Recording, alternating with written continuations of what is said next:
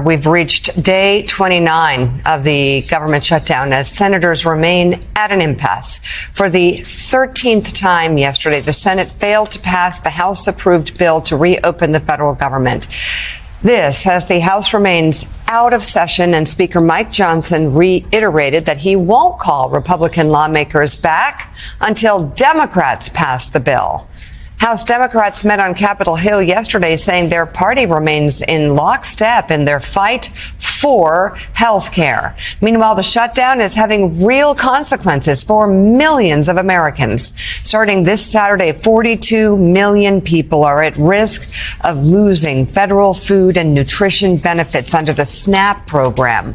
WIC, another food assistance program for women and children, could also run out of funds next week. Federal workers who keep air travelers safe are also feeling the pinch. As of yesterday, air traffic controllers are no longer receiving a paycheck. And TSA officers missed their first paychecks last Friday. That's not good. Vice President J.D. Vance said yesterday that military members will get a paycheck this Friday, but didn't say where the money would be coming from. Active duty troops could start going without pay by November 15th. I mean, it's just bad all around, Willie. And of course, whenever you have a government shutdown, there's a blame game. And as I said at the beginning, the blame usually falls on Republicans. They're in charge. The New York Post, they don't give a chuck, talking about how the Democrats won't reopen the government. Republicans will tell you, hey, we passed a clean CR.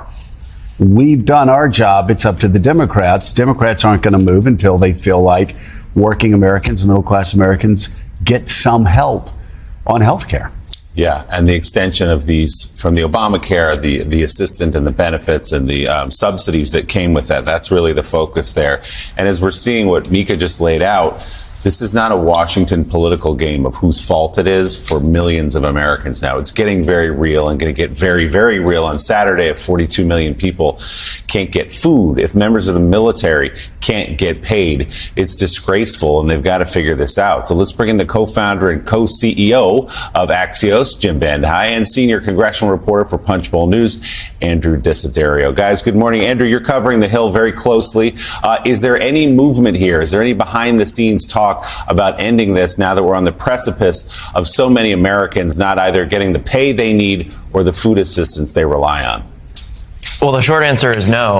We're going to see Democratic senators led by the Senate Minority Leader Chuck Schumer today raise issue over that SNAP cliff that you mentioned for November 1st. Their whole argument is that, look, the administration is moving around money to pay the troops, to pay members of the military. Why can't they move around money to fund the SNAP program? And what Republicans are saying back to Democrats is, why don't you vote to reopen the government? We're kind of in this same time loop that we've been in over the last 29 days or so here. And at the same time, Senate Republican leaders, they teased a strategy of maybe doing these quote unquote rifle shot one-off funding bills whereby you would fund the SNAP program during the shutdown. You would fund air traffic controller pay or military pay, for example. But they're backing off of that because the White House, number one, doesn't want it.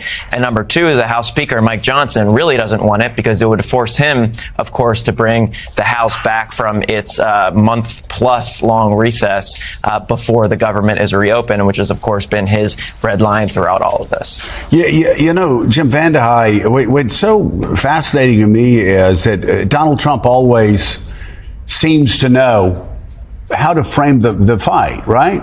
And so before the government shut down, he was talking about crime. That's like the Packers playing at Lambeau Field. That's like Alabama playing in Tuscaloosa, you know, Denny Bryant Stadium. And I'm dead serious. That's his home field advantage. Since the government shut down, what have we been talking about? We've been talking about health care costs. We've been talking about how health care premiums are spiking for middle-class Americans, for his supporters, cuts to hospitals in red state America, Argentina bailouts. I mean, you name it, air traffic controllers, unfriendly skies. And the president's going on a world tour, and Republicans can't seem to get him focused on how this is damaging the Republican brand. I'm curious your take, and how long until, if these numbers keep going this way, the White House feels the pain? There's no doubt that the president right now is disconnected from where I think his favorability numbers are. He said in that clip where you're talking about a third term that he's the most popular president ever. You've consistently seen he's actually has a favorable rating somewhere around 40%. And for congressional Republicans, it's worse than that. And the concern you have among Republicans is, listen, it's not just that people might not get their SNAP payments, which is a big deal. It's not just that you might have a little more risk or a little more delay at airports. It's that on top of that, everyone's about to see a pretty big increase in their health care premiums. And the job market is looking really, really tight, really, really bleak, especially for college graduates. And so when you have those three things, you can look at polls and parse polls and say, who do you blame? Who do you not blame? Republicans control everything. So ultimately, they probably take the vast majority of the blame if these things unfold the way that we think that they'll unfold. And I think that is the concern. It's why you have Josh Hawley doing a op-ed in the New York Times talking about we've got to make sure we get these payments to poorer people. It's the reason you have Republicans now saying, hey, we probably do have to figure out some kind of compromise. And so I think it feels like you'll get to a deal soon, but I think the president is pretty disconnected from it. He's much more interested in cutting these deals overseas, trying to figure out a compromise on China. He sees that the stock market 3 days running has hit all-time highs, and so he feels like things are in the right trajectory. But I think there's a disconnect between what most people are feeling.